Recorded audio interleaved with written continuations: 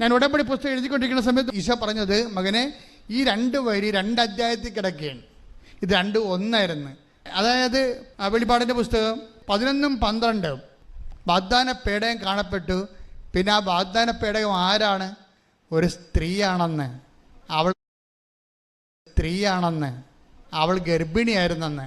ഈ വാഗ്ദാന പേടകമായ അമ്മയോടാണ് നമ്മൾ ഉടമ്പടി ചെയ്തിരിക്കുന്നത്. അതാണ് ഉടമ്പടി മാതാവ് എന്ന് പറയുന്നത്. സഞ്ചാരി മാതാവേ, കൃപാസന മാതാവേ,